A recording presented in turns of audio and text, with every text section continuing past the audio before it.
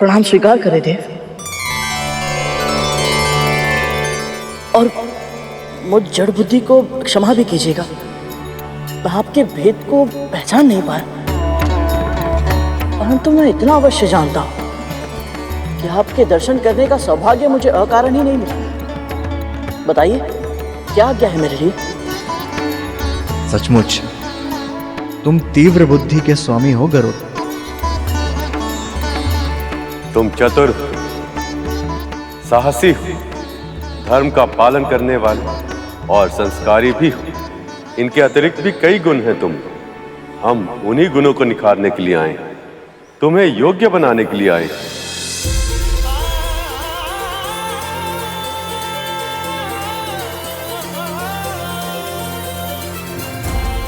योग्य बनाने अर्थात?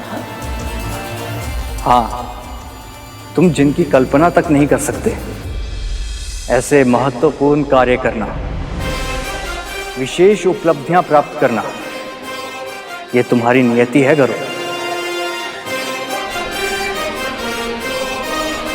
परंतु नियति तभी प्राप्त की जा सकती है जब तुम उसके योग्य बनो।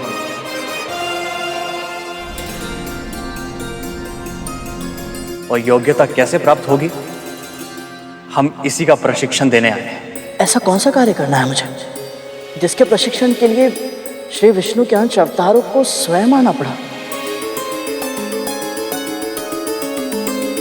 सही समय आने पर तुम्हें इसका कारण और उद्देश्य दोनों पता लग जाएंगे।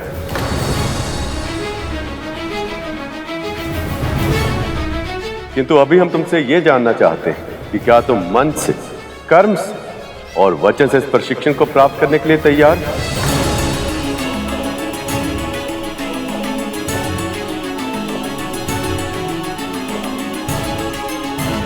मैं आपके हर शब्द को आदेश मानकर स्वीकार करूंगा गुरुदेव। बताइए क्या करना होगा मुझे?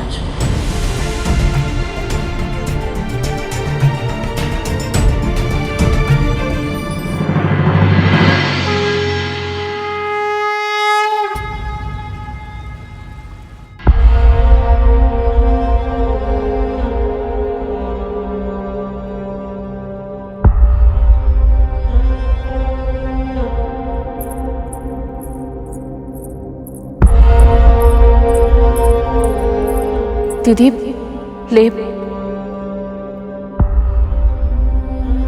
कब तक विंता? कब तक? कब तक मेरे पुत्र यूं ही युद्ध में पराजित होते रहेंगे और चोटिल होते रहेंगे? ये औषधि इनके तन के घाव को तो ठीक कर देगी, किंतु मेरे मन पे जो आघात लगा है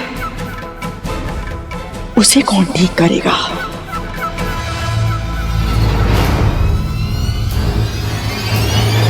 मैं भीतर से रक्त रंजित हो गई हूं, उसकी पीड़ा कैसे ठीक होगी? कैसे विंता, कैसे? दीदी जो नहीं मिला है उसके बारे में सोचकर स्वयं को दुखी क्यों कर रही है? जो मिला है उस सौभाग्य का ध्यान कीजिए। स्वयं माँ लक्ष्मी और प्रभु विष्णु ने आपको आशीर्वाद।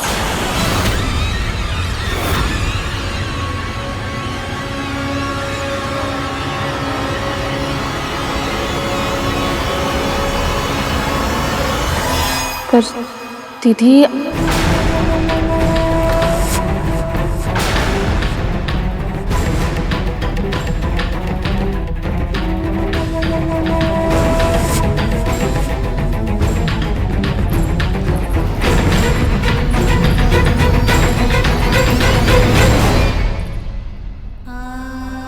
ये नागपुत्र इतने कष्ट में है, दीदी क्रोध में है और गरुड़ भी दुखी होकर न जाने कहां चला गया है।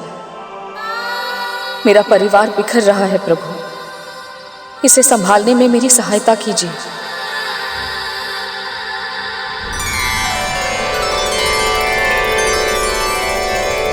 ओम आदित्याय विद्महे सहस्त्रकिरण्य धीमहि तन्नो सूर्य प्रचोदयात्। ओम।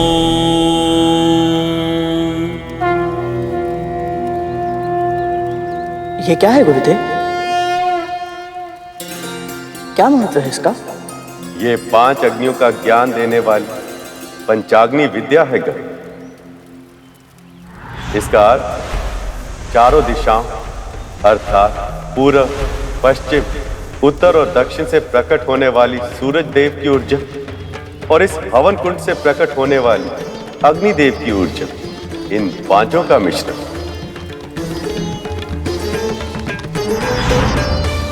इससे साधक के अंतर्निहित शक्ति के प्रकटीकरण की प्रक्रिया आरंभ होती है। यह ऐसे भी कहा जा सकता है कि यह विद्या साधक के आत्मिक विकास की नींव है। इस संसार में आत्मा जन्म लेती है और नियत जीवन व्यतीत करके मरण को प्राप्त हो जाती है। ऐसा चक्र सदैव चलता रहता है, निरंतर। ऐसा कैसे होता है, क्यों होता है और इस चक्र से व्यक्ति को मुक्ति कैसे मिल सकती है, ये सब ज्ञान पंचाग्नि विद्या से मिल सकता है। मैं कुछ समझा नहीं गुरुदेव।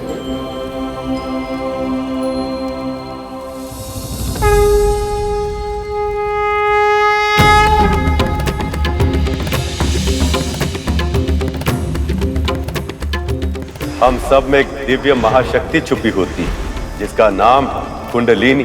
सामान्य रूप से यह महाशक्ति हमारे तन में सुप्त अवस्था में विद्यमान होती है, पर यदि इसे जगाया जाए तो 7 चक्रों से होते हुए ऊपर की ओर मस्तिष्क तक जाती है और सभी चक्रों को जागृत कर देती है। इनमें प्रथम चक्र होता है मूलाधार चक्र। मेरुदंड के मूल में स्थित इस चक्र को जब जागृत किया जाता है तो विभिन्न चुनौतियों का सामना करने की हमारी क्षमता में अद्भुत आत्मविश्वास का अनुभव होता है। ऐसा लगता है जैसे हम अपने दोनों पांवों पर पूरी दृढ़ता से खड़े होने में सक्षम हैं। पर जब ये अवरुद्ध तो हमें संकट का आभास होता है। ऐसा लगता है जैसे हम अस्थिर भूमि पर खड़े हैं और कभी भी गिर सकते हैं।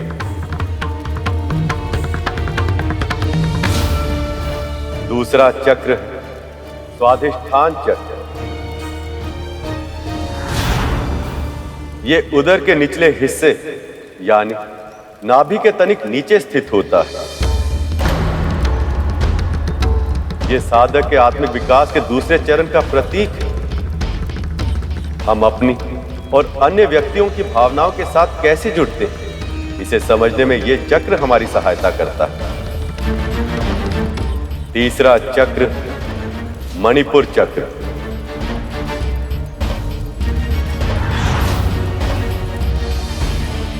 उदर के ऊपरी भाग में स्थित यह चक्र आत्मविश्वास को नियंत्रित करता है।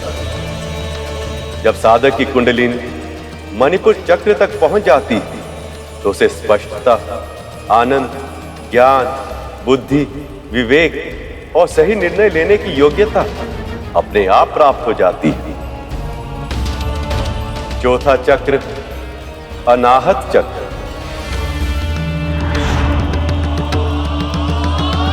हृदय के समीप व्यक्ति के वक्ष के मध्य में स्थित यह चक्र अपने से नीचे और अपने से ऊपर चक्रों के मध्य में पुल की भांति कार्य करता है।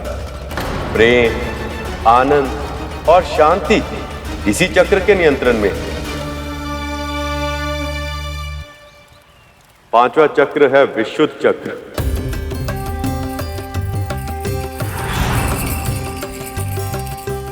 कंठ के पीछे स्थित यह चक्र संवाद, अभिव्यक्ति और सत्य को नियंत्रित करता है। आज्ञा चक्र। चक्रों के इस क्रम में ये छठा चक्र है गर्भ। कुछ व्यक्ति इसे साधक की तीसरी आंख भी कहते हैं, क्योंकि ये आत्मा की आंख की तरह कार्य करता है।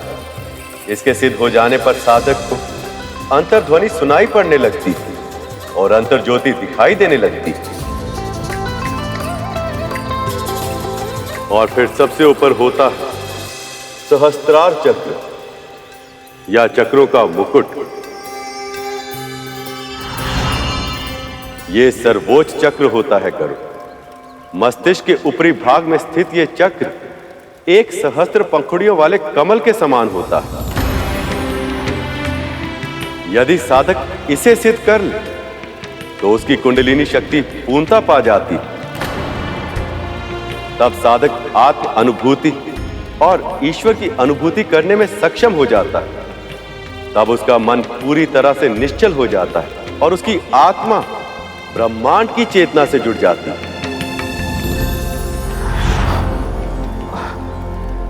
ये शक्ति तो बहुत ही अद्भुत है गुरुदेव। क्या मैं कुंडलिनी शक्ति को जागृत करने की प्रक्रिया इस क्षण आरंभ कर सकता हूं?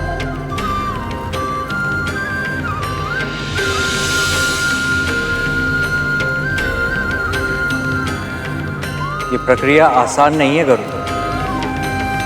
तुम्हें इस साधना में अपने आप को पूरी तरह से समर्पित करना होगा। मैं वचन देता हूं गुरुदेव, मैं आपके सभी निर्देशों का पूरी तरह से पालन करूंगा।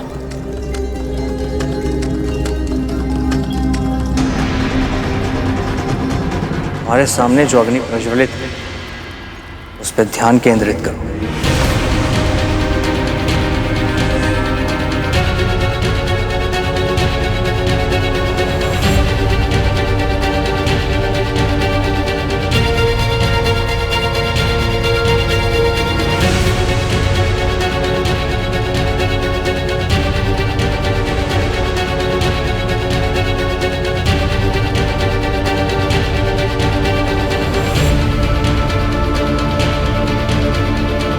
ये अभ्यास तुम्हारी कुंडलिनी शक्ति को जागृत करने हेतु आवश्यक है। कोई भी विद्या ग्रहण करने के लिए मन तथा मस्तिष्क को एकाग्रित करना आवश्यक है।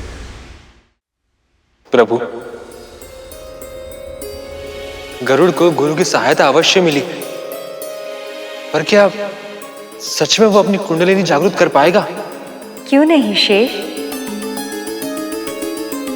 इतनी छोटी आयु में गरुड़ ने इतनी सारी उपलब्धियां प्राप्त की है। यदि मन और मस्तिष्क में ठान ले तो वो अवश्य सफल होगा। ये कहना सरल है देवी, पर करना कठिन, बहुत कठिन।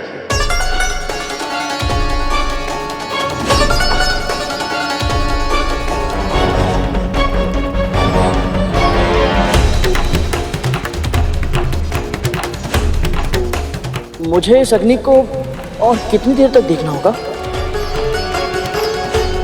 गरुड़ का मन तो बहुत ही चंचल है, इतनी शीघ्र भटक गया। इतने शीघ्र ही धैर्य को खो दोगे तो साधना कैसे करोगे गरुड़? यदि तुम अपनी कुंडलिनी शक्ति को जागृत करना चाहते हो तो योग, प्राणायाम और विश्राम के नियमों का कड़ा पालन करना होगा और ध्यान सदैव अपने लक्ष्य पर केंद्रित रखना होगा। इस प्रक्रिया में तुम जितने विचलित होगे उतना ही अधिक समय लगेगा।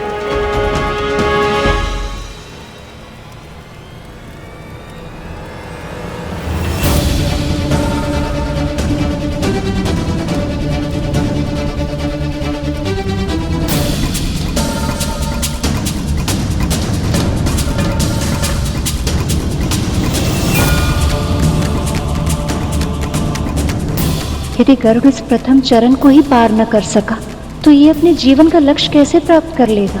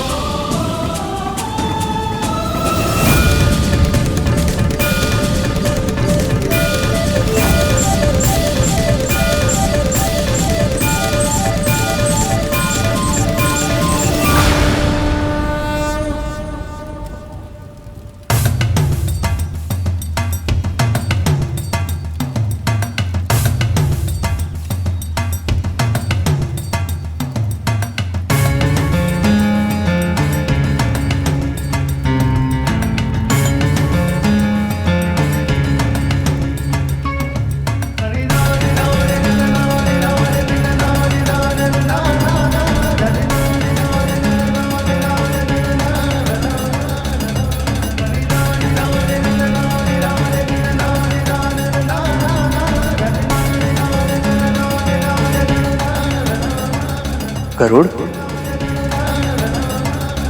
गरुड़,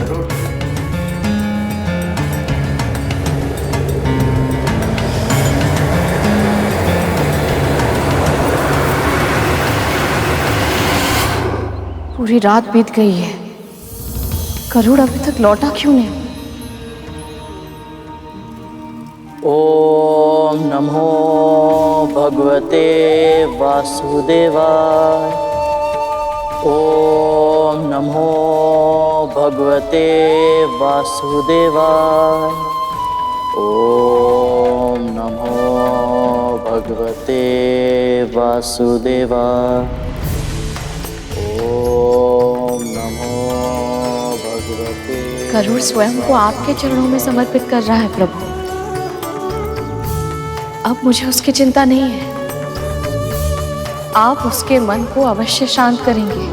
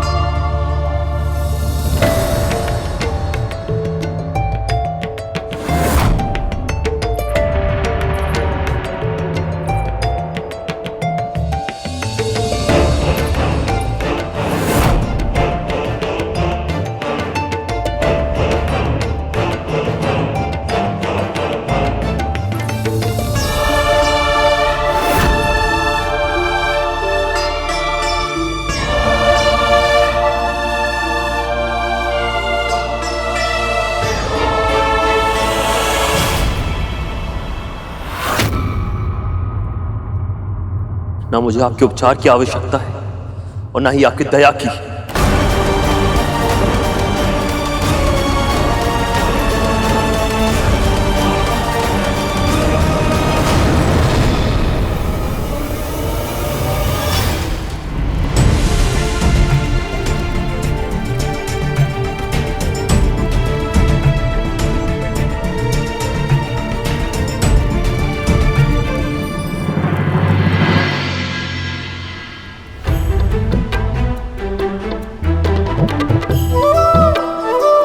अद्भुत, यहाँ भगवान सो रहे और वहां उनका भक्त। योग निद्रा का भी अपना ही महत्व है देव। जितना परिश्रम आवश्यक है उतना ही विश्राम। परंतु प्रभु, पर मैं ये नहीं समझ पा रहा हूं प्रभु कि केवल गरुड़ ही नहीं, ध्यान की अवस्था में जाना लगभग सभी के लिए इतना कठिन क्यों होता है? कभी मस्तिष्क भटक जाता है तो कभी मन, और जब दोनों नियंत्रण में आ जाते हैं तो नींद आ जाती है। ऐसा क्यों होता है प्रभु? क्योंकि शेष, जब तन स्थिर होता तब मन विचरण करने लगता, और जब तन और मन दोनों स्थिर होते तो अवचेतन मन गतिशील हो जाता। शेष, यह अवचेतन मन तभी सक्रिय होता है जब हम स्वप्न देखते हैं। इसलिए आरंभ में सभी को नींद आती है, पर इस नींद में जब कोई स्वप्न आता है तो जब तक वह स्वप्न साकार नहीं हो जाता नींद नहीं आती।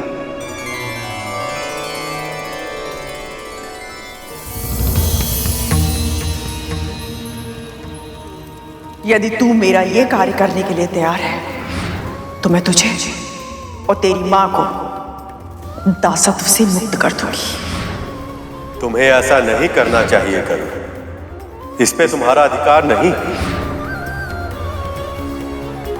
मेरा पुत्र और मैं, हम दोनों मुक्त हो गए, दासत्व से मुक्त हो गए हम दोनों।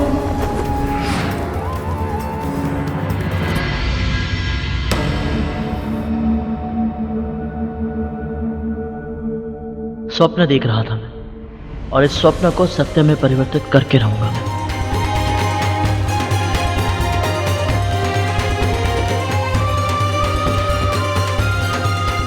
यदि मैंने नर नारायण द्वारा दी गई शिक्षा को योग्यता से प्राप्त कर ली तो उनके कहे अनुसार मैं भविष्य में कई उपलब्धियां प्राप्त करूंगा, और उनमें से मेरी प्राथमिकता होगी माँ को दास्ता से मुक्ति दिलाना। अब मुझे और भी कठिन साधना करनी होगी।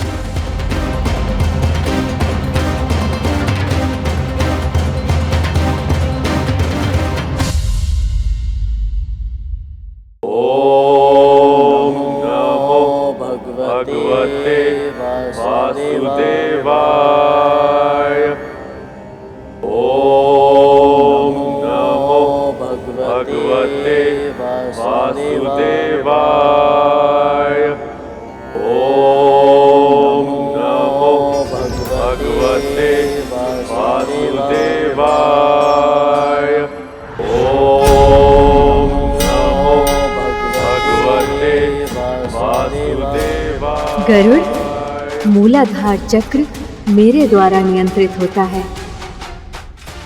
मैं तुम्हारे लिए उसे जागृत करता हूँ ताकि तुम जीवन संघर्ष की चिंता से उबर सको।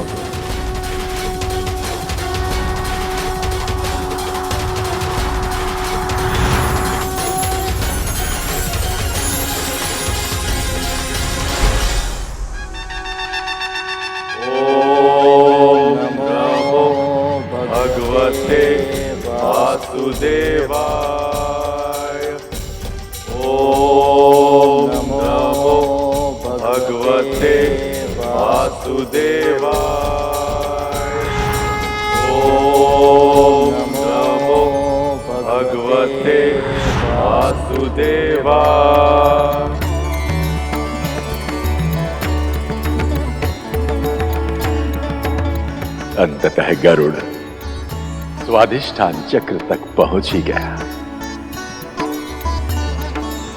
ओम नमो भगवते वासुदेवाय। स्वाधिष्ठान चक्र को मैं नियंत्रित करता हूं गरुड़। तुम्हारी साधना से प्रसन्न होकर तुम्हारे इस चक्र को मैं जागृत करता हूं। अब से तुम्हारी भावनाएं तुम्हारे नियंत्रण में रहेंगी।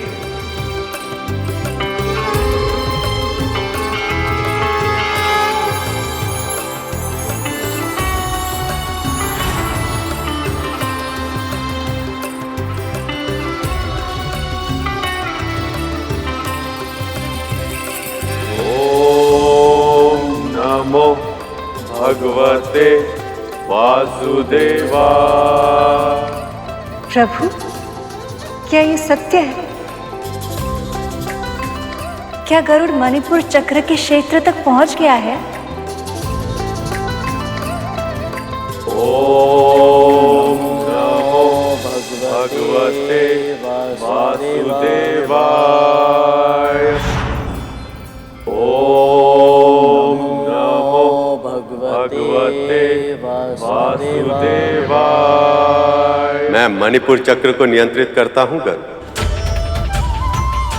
तुम्हारी यहां तक की साधना सफल हुई, इसलिए मैं तुम्हें आत्मविश्वास, स्पष्टता और ज्ञान का आशीर्वाद देता हूं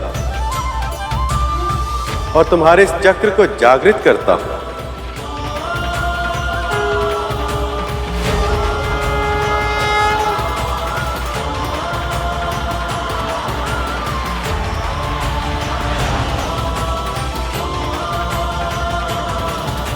प्रभु,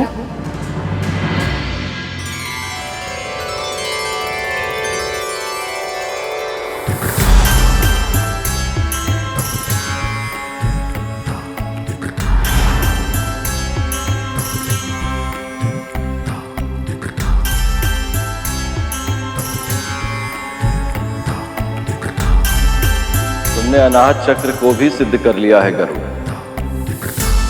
ये साधना के उच्च स्तरों तक पहुंचने में तुम्हारी सहायता करेगा।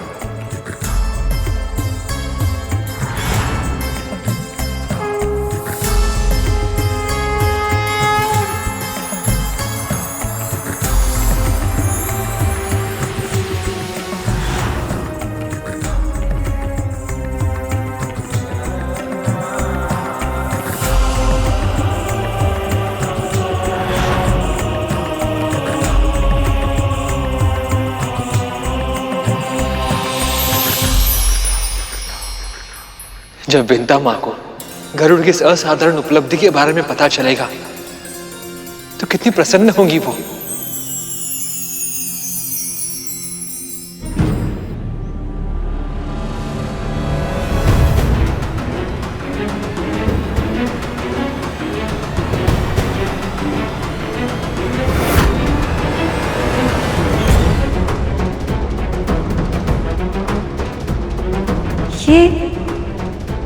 ये क्या हो रहा है?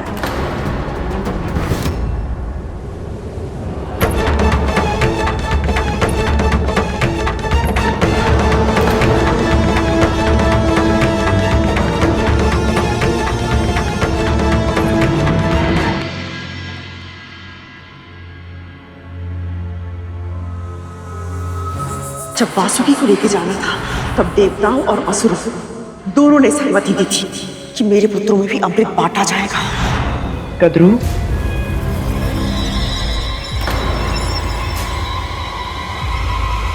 तू फिर से वापस आ गई। मेरा उपहास उड़ाने आई है ना तू मूर्खता कर दी जाए और मैं तुझ को हंसू भी नहीं सुननी मुझे तुम्हारी हंसी।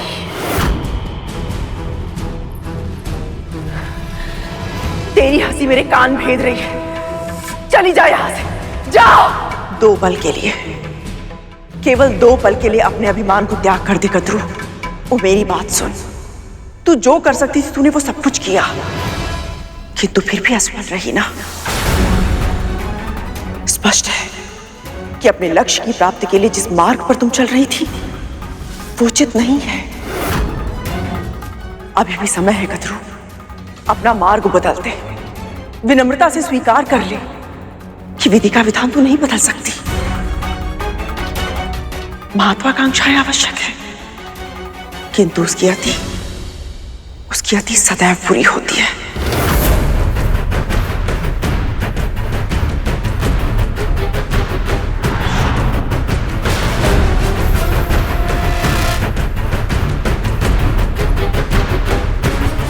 मेरी अंतरात्मा क्या संदेश दे रही है मुझे?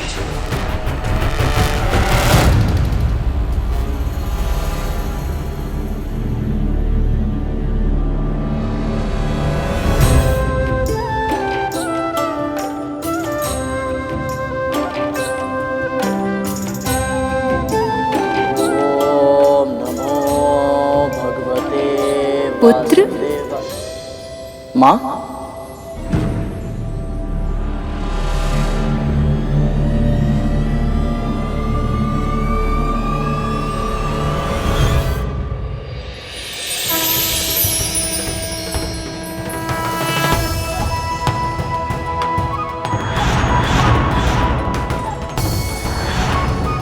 क्यों प्रभु?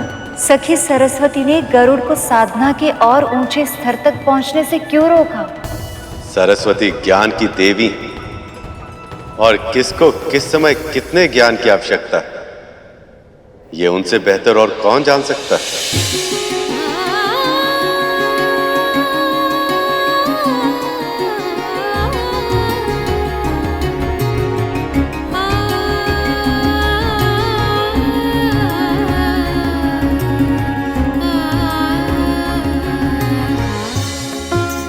प्रणाम स्वीकार करें माँ।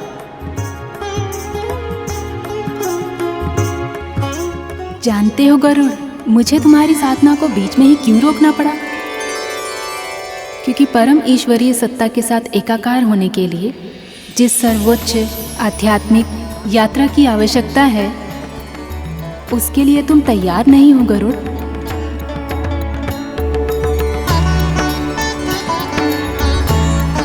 अपनी उस यात्रा को आरंभ करने से पहले तुम्हें मात्र ऋण चुकाना होगा।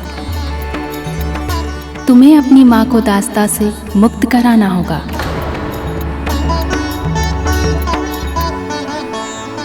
उसके बाद ही तुम उस महायात्रा के योग्य बनोगे।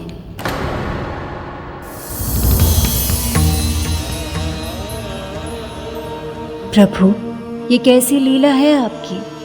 गरुड़ आपका वाहन बनेगा, ये तो नियति है उसकी। किंतु फिर उसकी शिक्षा में ये प्रावधान क्यों? हो ना हो, अवश्य इसमें भी गरुड़ का कल्याण निहित है। मैं समझता हूँ।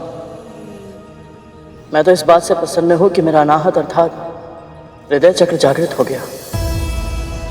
मैं मेरी मां को कब और कैसे मुक्त करा पाऊंगा ये मैं नहीं जानता, परंतु कराऊंगा ये अवश्य जानता हूं।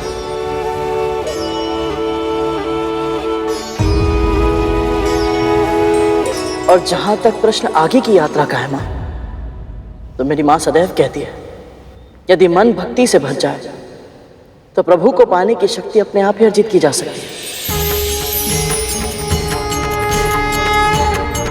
प्रभु की कृपा से मैं ये योग्यता भी अर्जित अवश्य कर लूंगा। तुम अपने दोनों लक्ष्य अवश्य पूर्ण करोगे।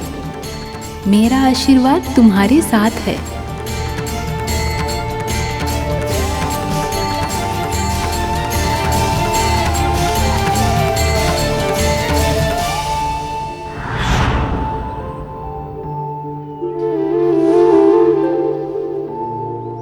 गुरुदेव, आप दोनों मेरे इस जागरण की आध्यात्मिक प्रक्रिया में मेरे गुरु बने, मेरा मार्गदर्शन किया, इसके लिए आप दोनों का बहुत बहुत आभार।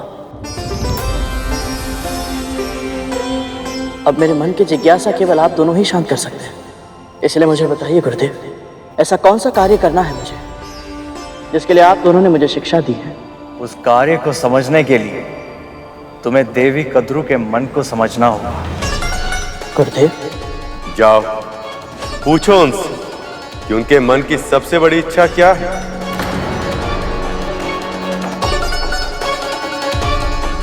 जो आज्ञा गुरुदेव।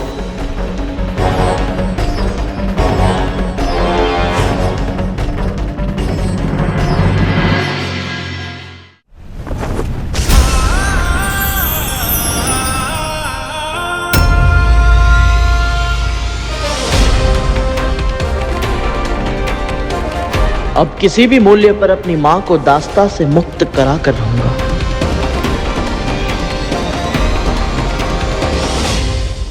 मां,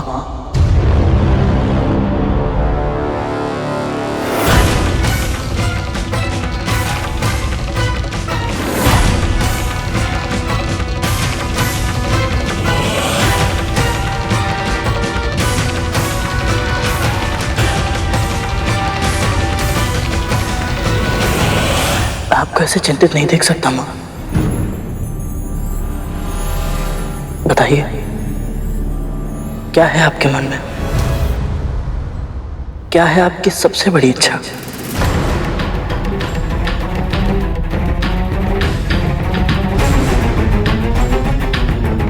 ये क्या हो रहा है मेरे साथ?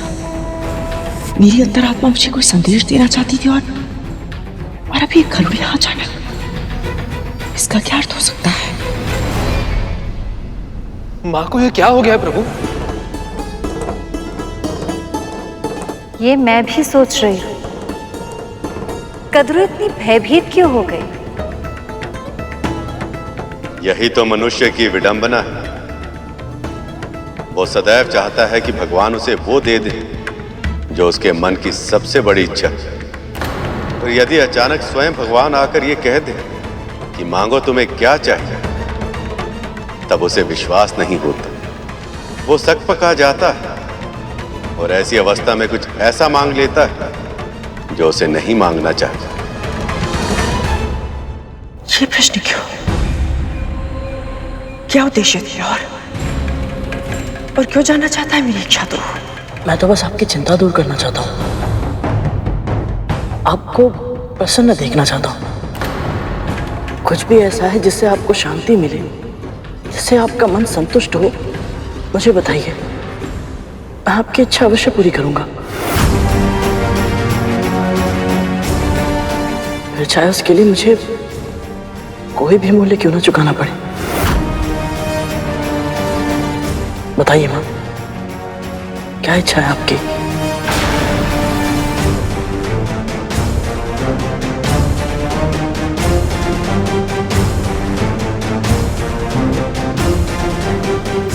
खड़गीन आक्रम जीता, वीर भोग्या वसुंधरा। मेरे पुत्र सबसे शक्तिशाली हो, स्वर्ग के सिंहासन पर राज करे, अजर अमर हो जाए,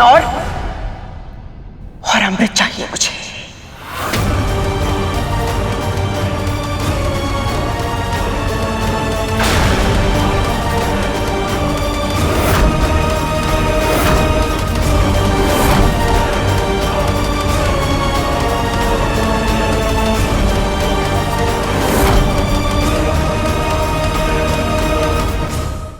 प्रभु, मां गरुड़ से ऐसी अनुचित मांग कैसे कर सकती है? देवराज इंद्र ने इतना समझाया, फिर भी कद्रू समझ क्यों नहीं रही? अपने पुत्रों को मरणासन अवस्था में देखने के बाद भी उसका मन मान क्यों नहीं रहा कि अमृत पर इनके पुत्रों का अधिकार नहीं है?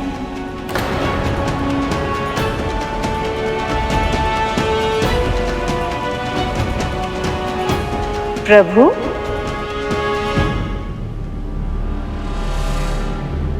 आपने ही कद्रू के मन में अमृत की इच्छा जगाई प्रभु।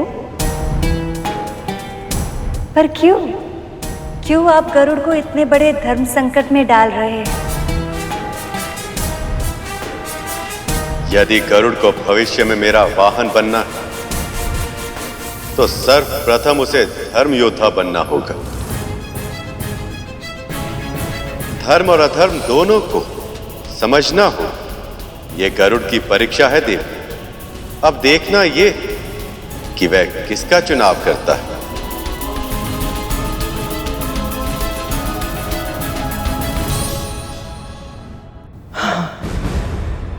अमृत चाहिए मुझे। दीदी के पुत्रों के पास संजीवनी विद्या है और अदिति दीदी के पुत्रों के पास अमृत है, तो फिर उनसे रक्षा के लिए मेरे पुत्रों के पास भी समान शक्तियां होनी चाहिए। बस एक बार उन्हें अमृत मिल जाए तो उनका भय समाप्त हो जाएगा। और जब मृत्यु नहीं हो सकती तो है किस बात का? माँ, ये क्या मांग रही है? वही जो मेरी सबसे बड़ी इच्छा है। मुझे अमृत चाहिए गरुड़।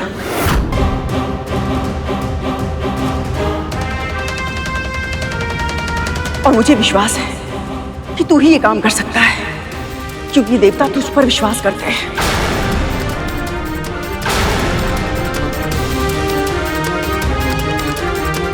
ना तो तू मंदराचल पर्वत उठाता, ना मंथन होता, और ना उन्हें अमृत मिलता। तू अमृत लाके दे मुझे, वो तुझे मना नहीं करेंगे गरुड़। जा, अमृत लाके दे मुझे। बस कीजिए महाराज, मैं अमृत नहीं ला सकता। मैं आपको पहले भी कह चुका हूं और फिर से कह रहा हूं कि अमृत किसे मिलेगा किसे नहीं, इसका निर्णय केवल और केवल प्रभु विष्णु ही ले सकते हैं।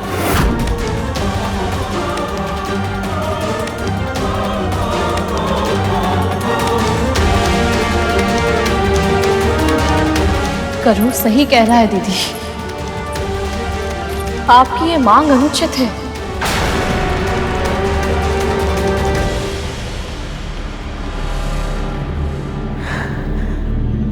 बस इतनी शीघ्र समाप्त हो गया तुम दोनों का स्वांग? स्वांग? और नहीं तो क्या।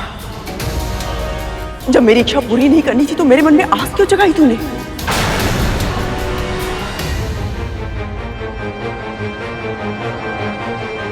मैं अपनी मांग लेके तेरे पास नहीं गई थी, तू स्वयं आया था मेरे पास। स्मरण है ना तूने क्या कहा था? मां बताइए अपनी इच्छा, मैं आपकी हर इच्छा पूरी करूंगा। और जैसे ही मैंने अपनी इच्छा प्रकट की, मां से महारानी बन गई तेरे लिए। हर बार कोई ना कोई षड्यंत्र करता है तू गरुड़, और आज भी मेरी मां की भावनाओं के साथ खेल रहा है गरुड़। नहीं कालिया भैया, मेरी ऐसी कोई इच्छा नहीं थी। आज तूने शांत जल में कंकड़ मारकर फिर हलचल उत्पन्न की है गरुड़। मां सदैव तेरे ही कारण हम सबके लिए चिंतित रहती है, लेकिन और नहीं। आज मैं मां की इस चिंता के कारण को सदैव के लिए समाप्त कर दूंगा।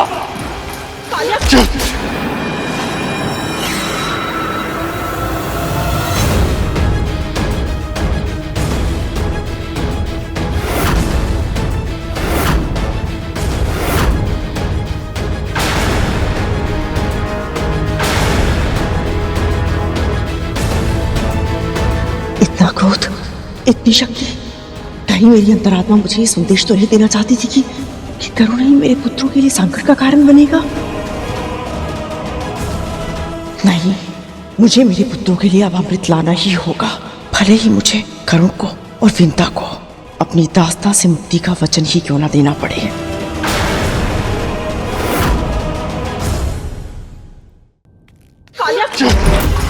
कालिया भैया क्या कर रहे हैं? कालिया भैया! कालिया! पुत्र क्रोध से समस्या सुलझती नहीं और उलझ जाती है।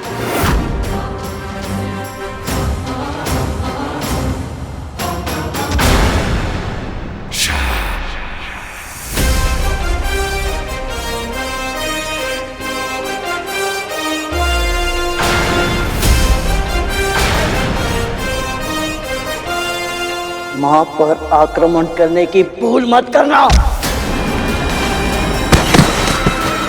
गरुड़!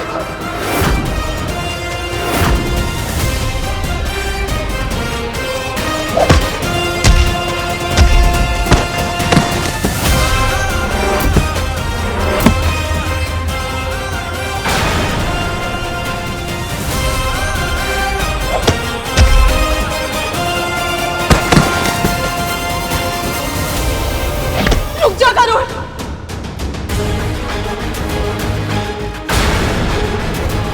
रुक जा गरुड़!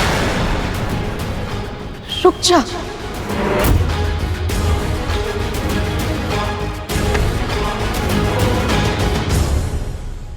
मां ने पुकार लगाई और जाकर छुप गया आंचल के पीछे। साहस है तो फिर से आकर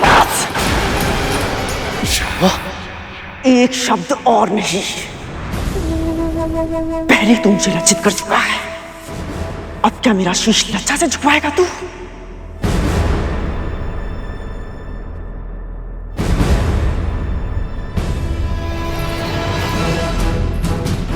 अब समझा तू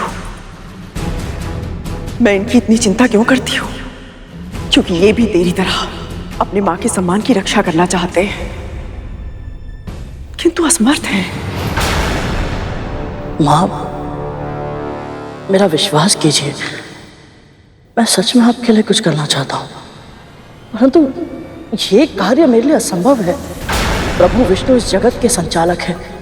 यदि उन्होंने किसी को अमृत दिया है, किसी को नहीं, तो इसके पीछे अवश्य ही कोई विशेष कारण होगा।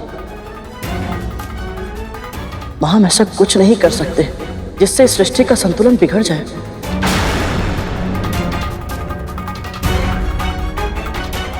दीदी, यदि सभी प्राणियों के लिए अमृत आवश्यक होता तो नारायण बिना मांगे ही दे देते, बिल्कुल वैसे ही जैसे उन्होंने जल, वायु, सूर्य और वनस्पति ये सब हमें दिए हैं। मां,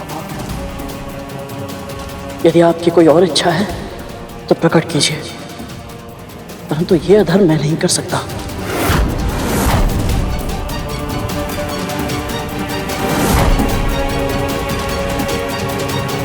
मुझे क्षमा करें।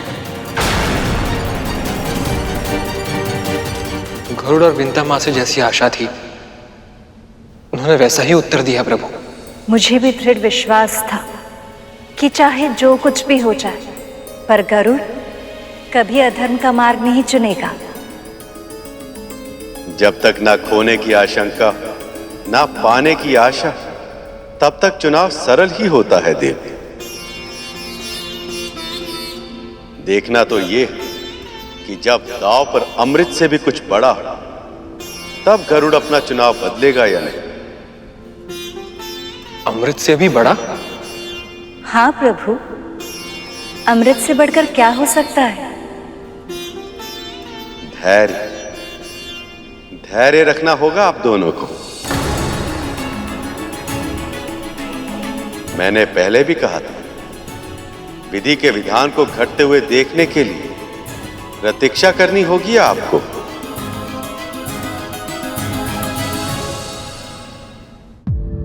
पर गरुड़, अधर्म तो तब होगा ना जब मेरे पुत्र अमृत या अमृत से मिलने वाली शक्तियों का दुरुपयोग करेंगे। मैं तुम्हें वचन देती हूँ, ऐसा कभी कुछ नहीं होगा। देवताओं की तरह वो भी केवल अपनी सुरक्षा के लिए उपयोग करेंगे उसे।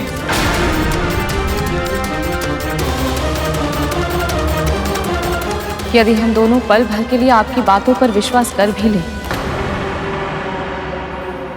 फिर भी दीदी, गरुड़ अमृत लाएगा कैसे?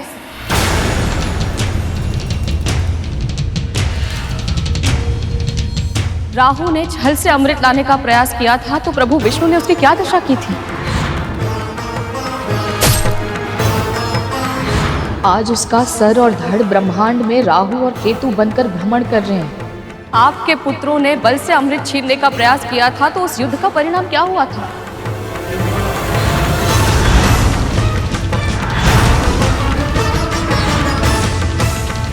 आप सब जानती हैं दीदी।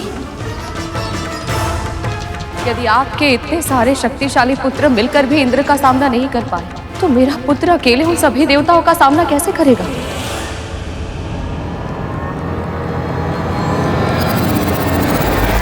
तो अंत में देवी विंता भूल कर ही बैठी। इन्हें यह नहीं कहना चाहिए था। ऐसा क्यों प्रभु? जिस पल देवी विंता ने पल भर के लिए कद्रू की बातों पर विश्वास करने की बात कही, उस समय इन्होंने बहुत बड़ी भूल कर दी। अब तक इनका विश्वास एक पहाड़ की तरह अटल था, पर अब इनकी ये बात उस पहाड़ में दरार बन जाएगी और अवसरवादी कद्रू इस दरार को खाई में बदलने में कोई कमी नहीं छोड़ेगी। तो फिर अब क्या होगा प्रभु?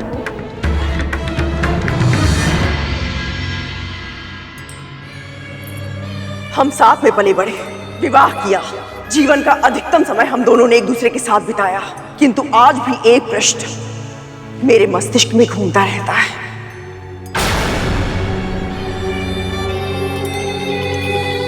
तू इतनी भोली है या भोली होने का स्वांग रच रही है?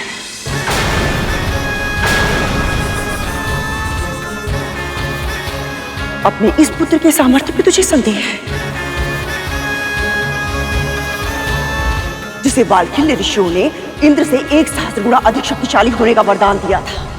ऋषि कश्यप को अगली संतान के रूप में ऐसा पुत्र देना जो इंद्र से सहस्त्र गुना अधिक शक्तिशाली और बुद्धिमान हो।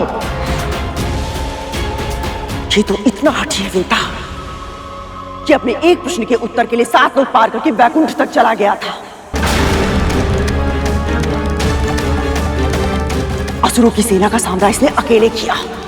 यदि आपकी सेना का कोई एक भी योद्धा मुझे पराजित करके इस रेखा को पार कर लेगा, मैं स्वयं अपनी हार मानकर यहां से चला जाऊंगा। सूर्य का ताप इसका एक पंख तक न जला सका, शनि की वक्र दृष्टि इसका कुछ न बिगाड़ सकी। जिस मंद्रांचल पर्वत को असुर और देवता हिला तक नहीं पाए थे, तेरे पुत्र ने उसे स्वयं अपने हाथों से उठाया। जब ये सब कुछ कर सकता है तो मेरे लिए अमृत लाना कौन सी बड़ी बात है? वो भी तब जब ये स्वयं उसे जयंत के साथ मिलकर स्वर्ग की सुरक्षा रेखा में रखकर आया हो।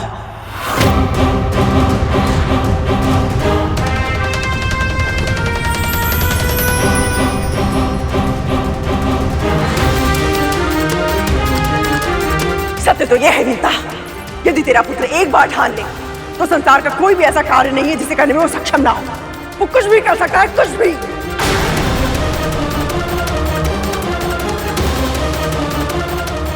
प्रभु, कद्रू गरुड़ को धर्म के मार्ग से भटकाने का पूर्ण प्रयास कर रही है।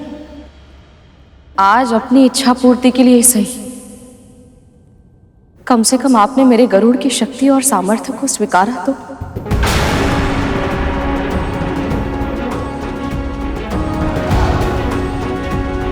वो सब मैं इसलिए कर पाया था क्योंकि मेरे साथ मेरी माँ के आशीर्वाद की शक्ति थी। और जब तक प्रभु और माँ का आशीर्वाद मेरे साथ है, मेरे लिए कोई भी कार्य असंभव नहीं।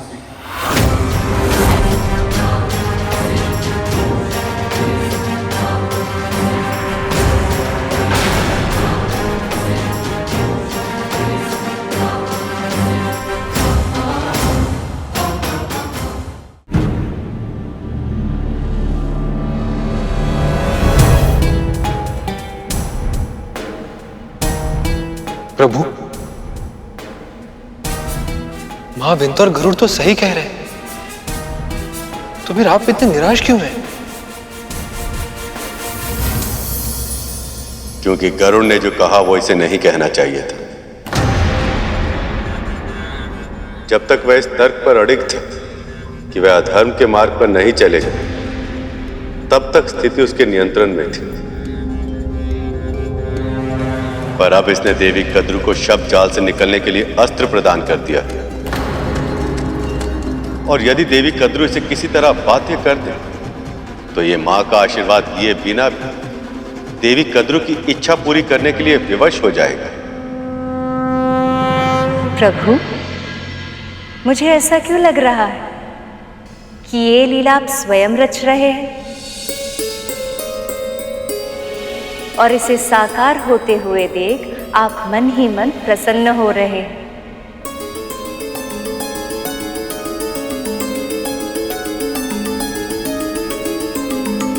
हाँ प्रिय, ये मेरी ही लीला। जीवन में कोई भी सिद्धि प्राप्त करने के लिए हर जीव को संघर्ष और पीड़ा से सम्मुख होने के लिए तैयार रहना चाहिए। इस परीक्षा से गरुड़ के विचार, संस्कार और व्यवहार का मंथन हो, तब जाकर इसका जीवन अमृत बन पाएगा।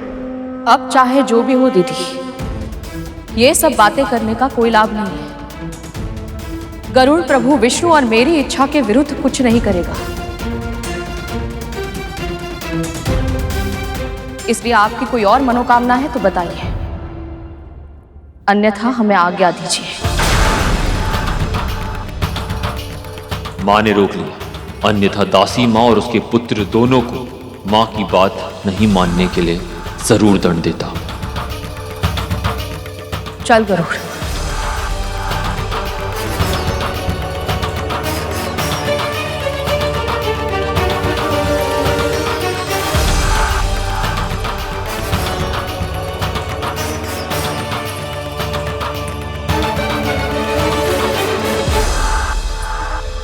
तू ऐसे नहीं जा सकता गरुड़, तू मुझे छोड़कर ऐसे नहीं जा सकता। अमृत के स्वप्न दिखाकर तू पांव पलट कर नहीं जा सकता गरुड़। रुक जा गरुड़। स्मरण कर, मेरी इच्छा पूरी करने का विचार तेरे मन में अपने आप आया था और मन का विचार ईश्वर का स्वर होता है। हो सकता है प्रभु विष्णु भी यही चाहते कि तू मेरी मनोकामना पूर्ण करे।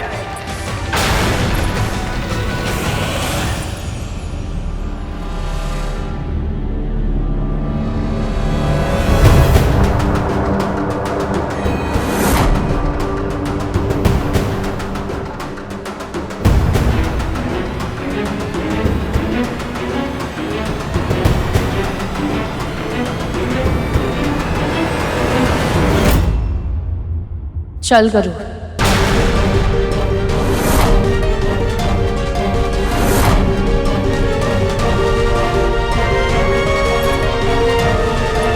रुक।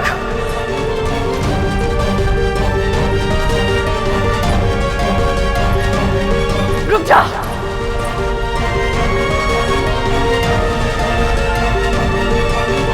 बस एक बार ये मेरी इच्छा पूरी कर दे, फिर तू जो चाहेगा मैं सब करूंगी। कोई इच्छा नहीं है हमारी।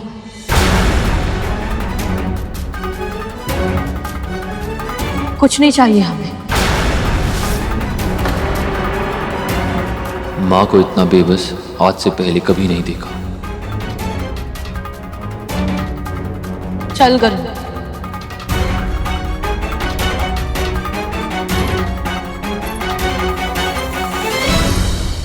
मुक्ति भी नहीं,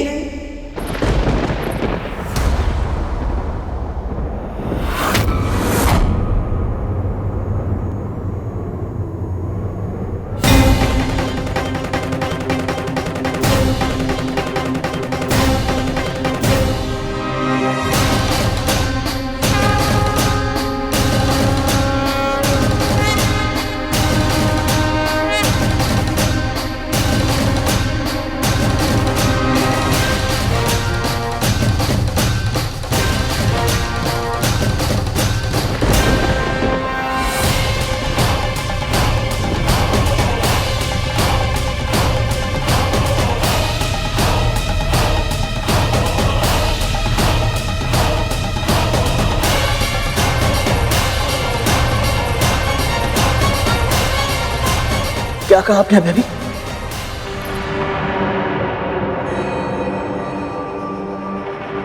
तू मुझे अमृत लाके दे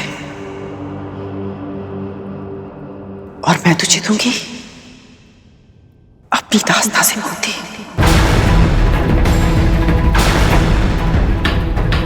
जिस पल तू मेरे नेत्रों के समक्ष अमृत लाकर रखेगा, बस उसी पल तुझे और तेरी मां को अपनी दास्ता के बंधन से सदैव सदैव के लिए मुक्त कर दूंगी मैं।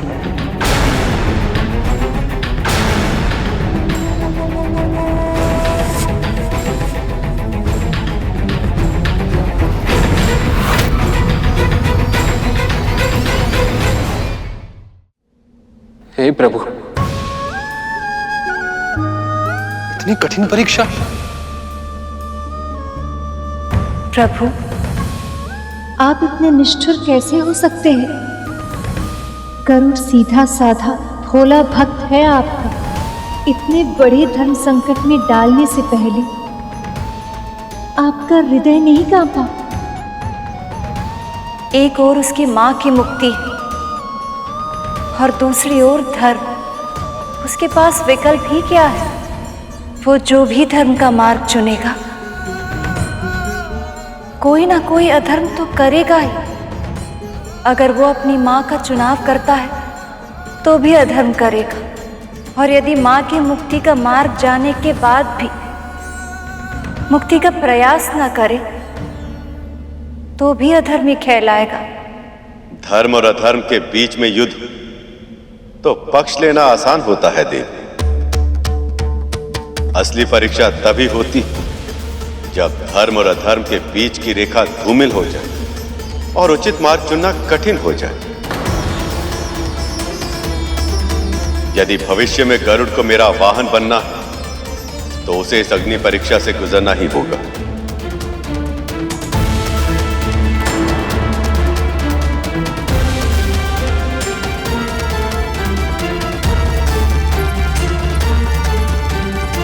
गरुड़, चल मेरे साथ।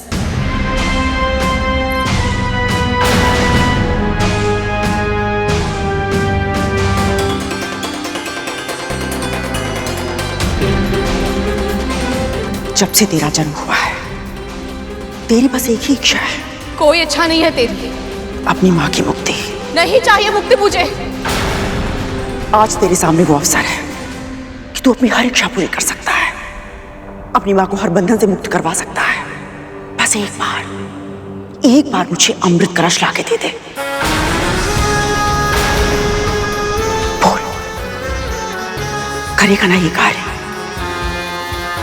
अपनी मां के लिए?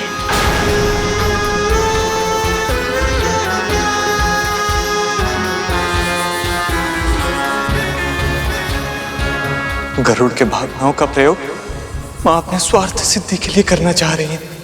मैं तो ये सोच रहा हूं तब तो कि गरुड़ अब क्या करेगा? समुद्र मंथन से निकलने वाला अमृत तेरे जीवन के सारे विष को समाप्त कर देगा। ऐसा कौन सा कार्य करना है मुझे जिसके लिए आप दोनों ने मुझे शिक्षा दी? उस कार्य को समझने के लिए तुम्हें देवी कद्रू के मन को समझना होगा। जाओ पूछो उनसे कि उनके मन की सबसे बड़ी इच्छा क्या है।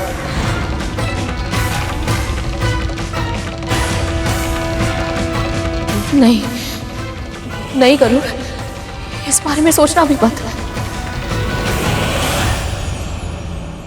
अधर्म से मुक्ति कभी नहीं मिलती गरुड़। परंतु मां, कुछ मत कह। मैं जीवन भर दास्ता में बिता दूंगी, पर तुझे ये अधर्म करने की आज्ञा कभी नहीं दूंगी।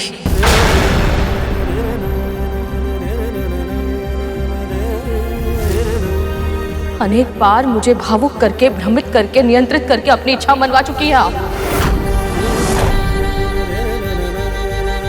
पर अपने पुत्र के जीवन के साथ फिर से ये खेल मैं आपको कभी नहीं खेलने दूंगी।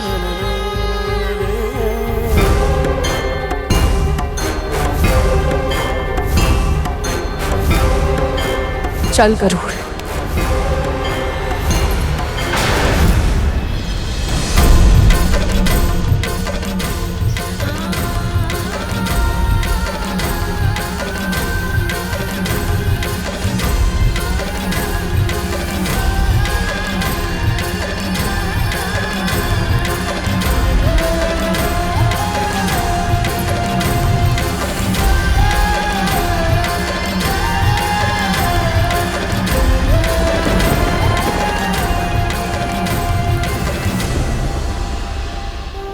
क्षमा करना मां, किंतु आपको दास्ता से मुक्त कराने हेतु यदि मुझे आपके विरुद्ध भी जाना पड़े तो मुझे स्वीकार है।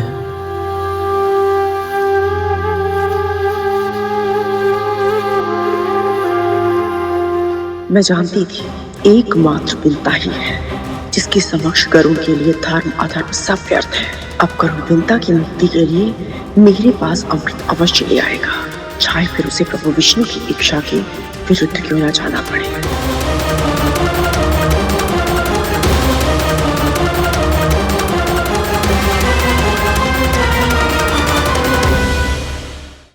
आप मेरी मां हैं और आप ही मेरा धर्म है।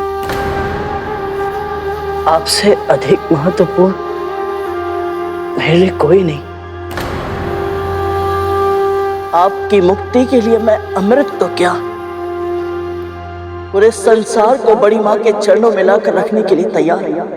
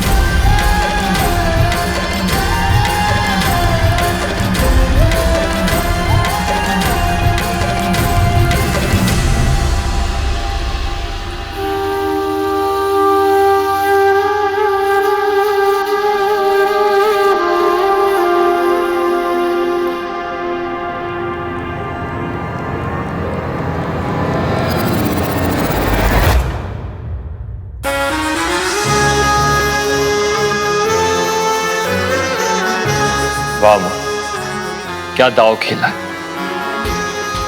अद्भुत है आपकी बुद्धि, विलक्षण है आपकी चतुरता।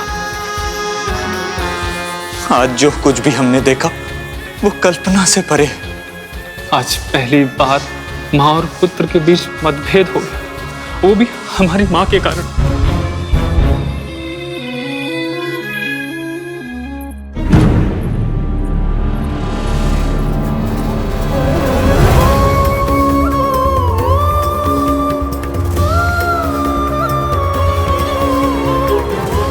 आप मेरी मां हैं और आप ही मेरा धर्म है। आपसे अधिक महत्वपूर्ण और कुछ नहीं, कोई नहीं मां।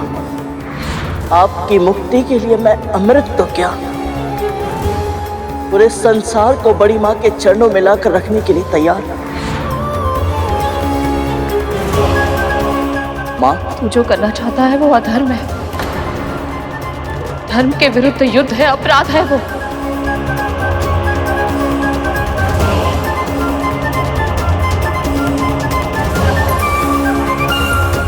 फिर भी यदि तू ये करना चाहता है ना तो जान ले गरुड़, मैं इस पाप में साथ कभी नहीं दूंगी। तुझे आशीर्वाद देना तो दूर की बात है, पहली बार जीवन में ये कामना करूंगी कि तू अपने लक्ष्य में असफल हो जाए।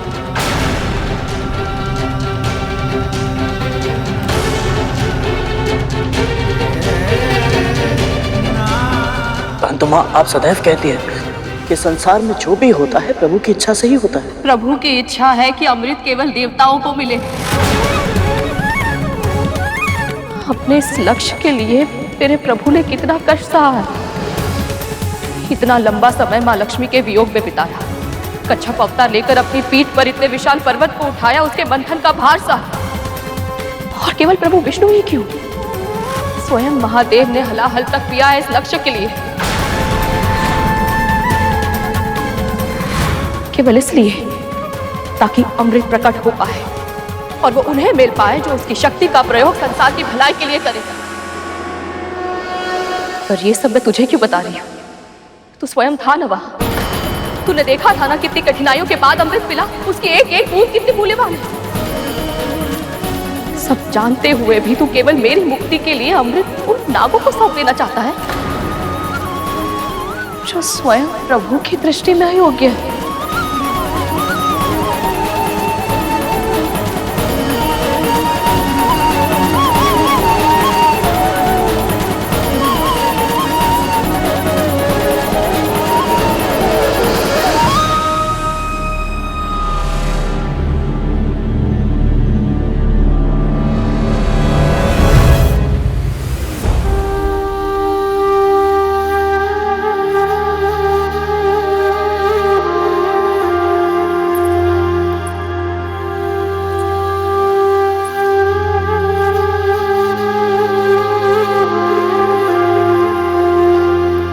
आपने जो भी कहा वो एक एक शब्द सत्य है। इसीलिए सत्य अर्थात स्वयं प्रभु विष्णु को साक्षी मानकर मैं ये कह रहा हूं कि यदि इस कार्य में इन्होंने मुझे अनुमति दे दी तो आपको भी अनुमति देनी होगी मां। भगवान धार्मिक कार्य की अनुमति देते हैं गरुड़, अधर्म की प्रेरणा क्यों देंगे वो? मैं नहीं जानता मां, परंतु जिस तरह आपका विश्वास इतना अटल है कि इस कार्य में प्रभु की सहमति नहीं है, उसी तरह मेरा भी विश्वास अटल है कि समस्त संसार में जो कुछ होता है नारायण की इच्छा से ही होता है। इसीलिए मां, हम दोनों में से कौन सही है इसका निर्णय स्वयं नारायण को ही लेना होगा।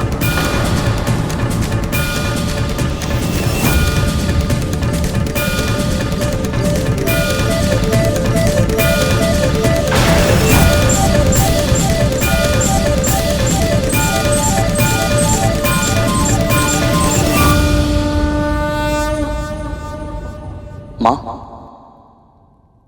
प्रभु के चरणों में रखा ये नारियल यदि सुबह होने से पहले इसमें कोपल उगाई तो मैं इसे प्रभु के आशीर्वाद का संकेत समझूंगा और आपको मुझे अनुमति देनी होगी। यदि भोर होने से पहले इस नारियल में से कोपल नहीं होगी तो मां आप जो कहेंगे मैं सर झुकाकर चुपचाप स्वीकार कर लूंगा।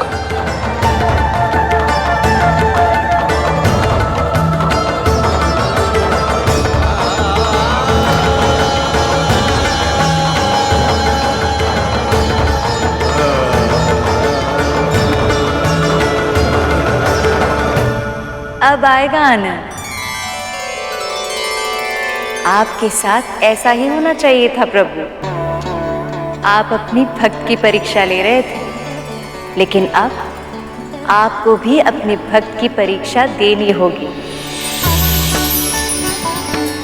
अगर कोपल उगी तो गरुड़ अमृत लेने जाएगा तो अधर्म नहीं होगा, और अगर कोपल नहीं उगी तो अमृत लेने गरुड़ जाएगा ही नहीं और आपकी योजना असफल हो जाएगी। अब आप क्या करेंगे प्रभु? विश्राम। जब कोई बड़ा कार्य करना हो तो पहले अपने मन को स्थिर कर लेना चाहिए, है ना दी?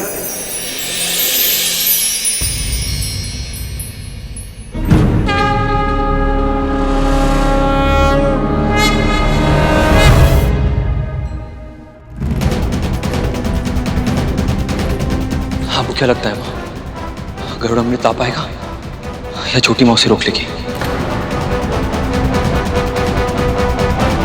आप तो सर्वज्ञता हैं भगवान दत्तात्रेय, हमारे मन की भी इच्छा सुन लीजिए। गरुड़ को यह अधर्म करने से बचा लीजिए भगवान।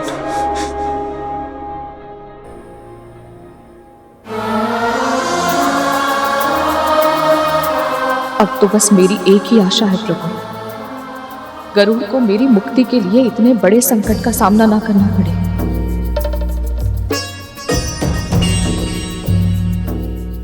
बस किसी तरह इन्हें यह आभास हो जाए कि दास्ता से इनकी मुक्ति ही मेरा सर्वप्रथम और सर्व प्रमुख धर्म है।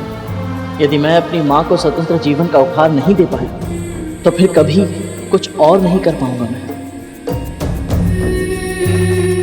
गरुड़ सही कह रहा है। जब तक वो अपनी मां को और स्वयं को दासत्व से मुक्त नहीं कर लेता, वो प्रभु का वाहन नहीं बन सकता। इसका अर्थ तो ये है कि अब तक मैं विरोध कर रही थी, पर वास्तविकता में प्रभु ने मेरी मन की इच्छा पूर्ण करने के लिए ये सारी लीला रची है। अमृत तो केवल एक माध्यम था। वास्तविकता में प्रभु ये चाहते थे कि किसी भी तरह कद्रू विंता को दासत्व से मुक्त करने का वचन दे, और ऐसा ही हुआ। पर अब यदि कोपल नहीं होगी तो विंता गरुड़ को अनुमति नहीं देगी, और बिना अनुमति के गरुड़ अमृत लेने नहीं जाएगा। पर मां, प्रभु विष्णु तो योग निद्रा में जा चुके हैं, उन्हें जगाना संभव नहीं। और सूर्यदेव भी उदित होने ही वाले, अब क्या होगा मां?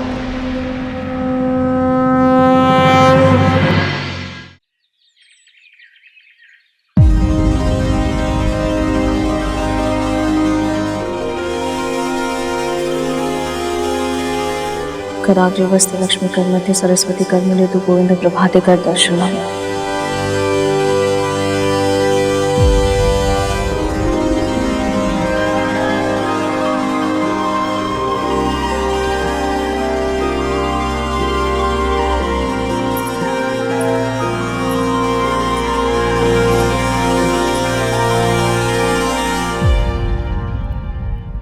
कोपल नहीं होगी।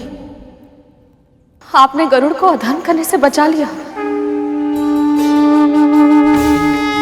आपकी जय हो प्रभु, आपकी सदा ही जय हो।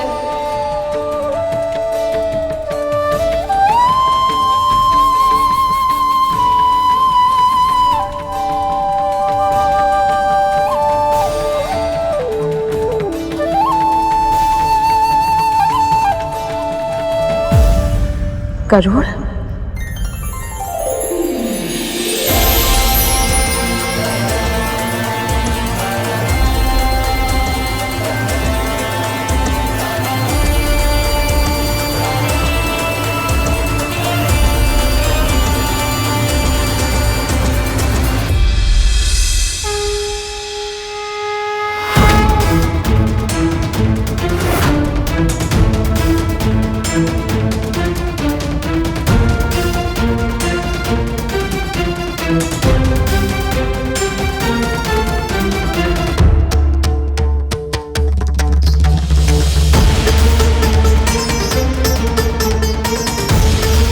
प्रभु ने आशीर्वाद दे दिया मां।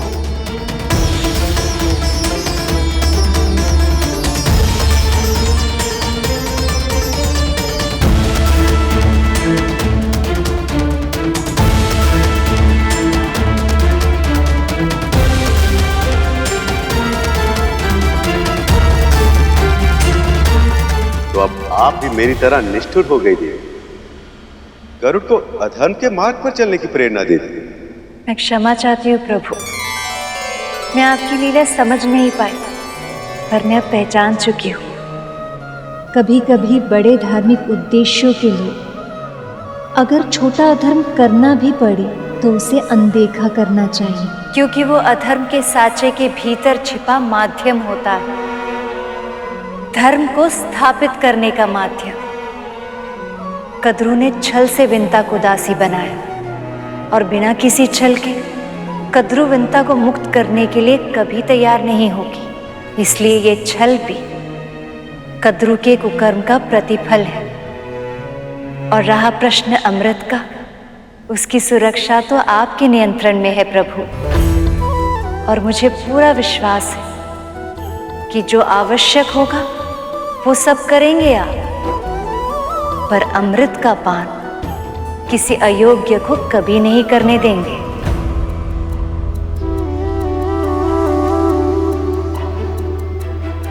अमृत के लिए जाने की इस यात्रा में सफल होने के लिए गरुड़ को अपनी मां का आशीर्वाद चाहिए।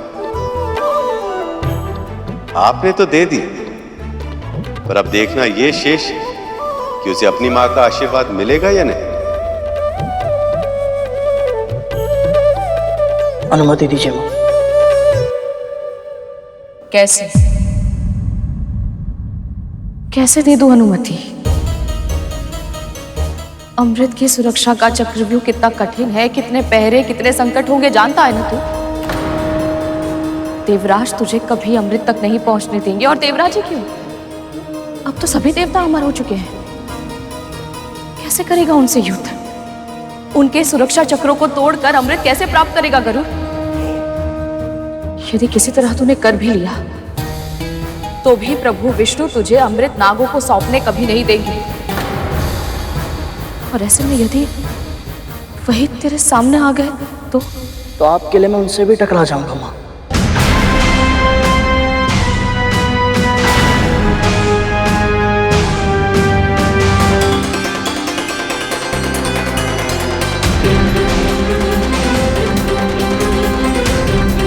यही था ना आपका छठा संस्कार। आप ही ने सिखाया था ना माँ कि धर्म के लिए जगत पिता श्री विष्णु से भी टकराने में कोई हानि नहीं है।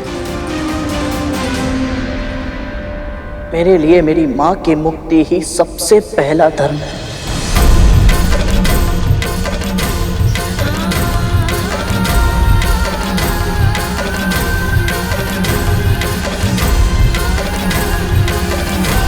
मैं समझ नहीं पा रही हूँ गरुड़, क्या उत्तर दूं तेरी इस बात का। मेरी मुक्ति के लिए तू इतना कुछ करने को तैयार है।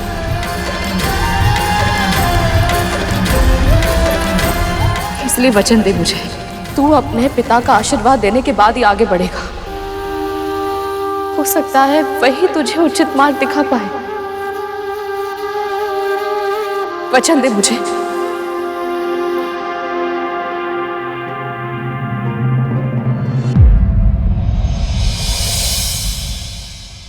मेरे मुख पे रहे मुस्कान सी तू, मेरे मस्तक का अभिमान भी तू, एक आशीर्वाद में जग दे दे, है सबसे बड़ी धनवान भी तू, तेरी ममता से अनमोल कोई उपहार है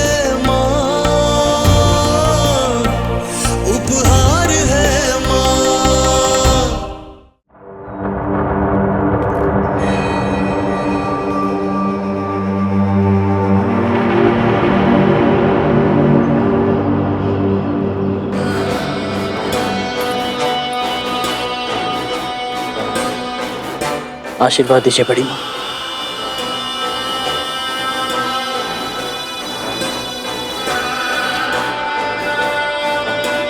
तेरी मातृभक्ति अनुपम है गरुड़, अपने लक्ष्य में सफल हो।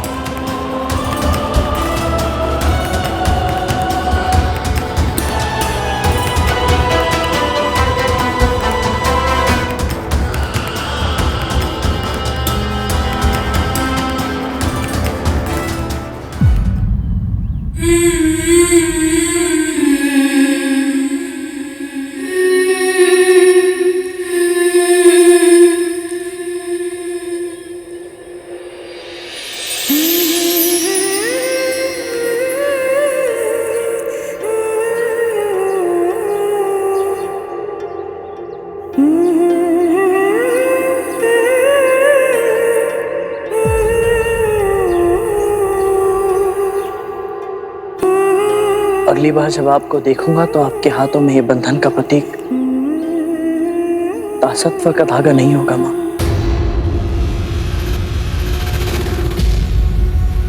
अपना जीवन जीने के लिए स्वतंत्र होंगे आप।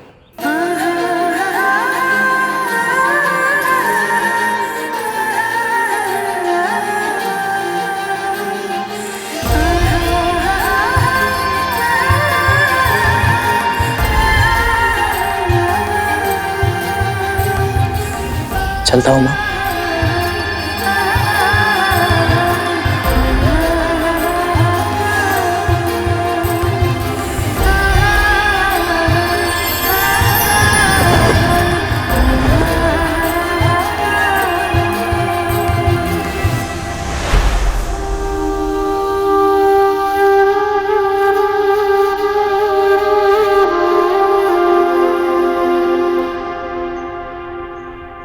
प्रभु, माँ विंता की मुक्ति के बारे में सोचकर मैं प्रसन्न तो हूं, पर गरुड़ के लिए एक विचित्र सी चिंता भी हो रही है मन में। तुम्हारा चिंतित होना उचित है शेष,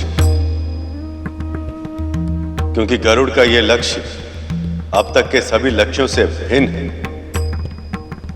सबसे पहले अमर हो चुके देवताओं को पराजित करके अमृत तक पहुंचना लगभग असंभव होगा, और यदि वे वहां तक पहुंच भी गए तो फिर कद्रु तक अमृत पहुंचाने से पहले उसे मेरा सामना करना होगा।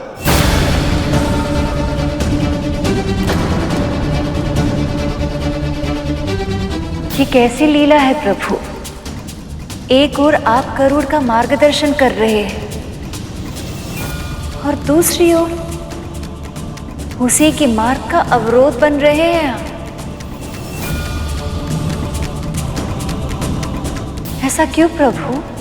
क्योंकि ऐसा करना मेरा धर्म है। सृष्टि के नियम जो मैंने बनाए मैं स्वयं भी उनसे बंधा हूं। गरुड़ को इन सब चुनौतियों का सामना करके अपने कर्म को पूरा करना है। यही तो है अग्नि परीक्षा। अब देखना यह कि गरुड़ इस अग्नि परीक्षा में कैसे सफल होगा।